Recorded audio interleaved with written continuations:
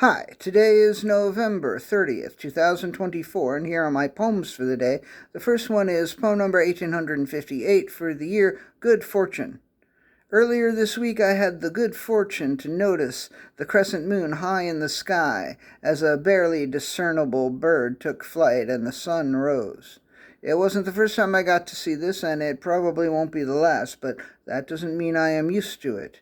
That doesn't mean I will ever get used to it. Poem number 1859, The Loneliness of the Traffic Conductor. Is the traffic conductor too busy conducting traffic to feel the loneliness? If so, that is a gift.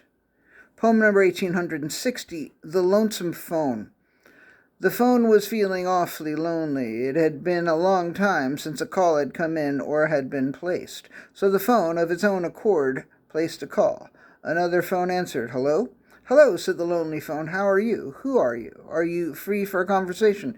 It turned out that it was, and the two phones conversed for a good chunk of time until the now less lonely phone had to quickly end the call when it was picked up so that a text message could be written and sent.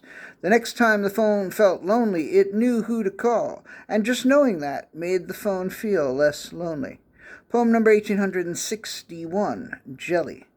He had too much jelly, so he opened up a large can and poured several ounces of jelly into his hands. He held the jelly in his hands, over the sink, of course. He wasn't a complete idiot. And he slowly made two fists and watched the blueberry jelly ooze through his fingers.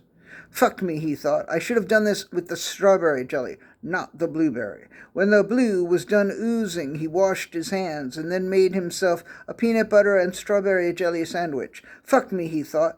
"I wish this sandwich had blueberry jelly and not strawberry." Poem number 1862, The Naked Man. The naked man stood victorious, with his hands on his hips, on the top of the hill, laughing at the pile of clothed corpses, the bodies of those he had vanquished. As he laughed, his penis flapped in the wind like a flag, and his balls jingled and jangled like Christmas bells. "Let this be a lesson to all who would challenge the naked man," the naked man said to no one in particular. "With but a single concealed weapon, I am invincible." Then the naked man picked up the unidentifiable weapon that lay by his feet, folded it up, and tucked it back away, back up his ass. Then he climbed down the hill over the corpses back to his shack and fried himself up a full skillet of vegetables, nearly burning his balls in the process. Poem number 1863, No Time for Chinese Food. This was no time for Chinese food, and yet there it was all over the floor. And who was going to clean it up? And whose idea was it to order it anyway?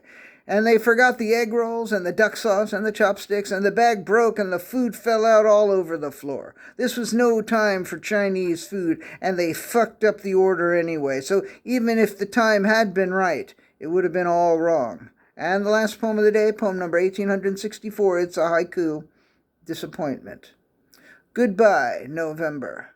You were the disappointment I had feared you'd be. All right, that's it. Thank you. I appreciate you. See you in December.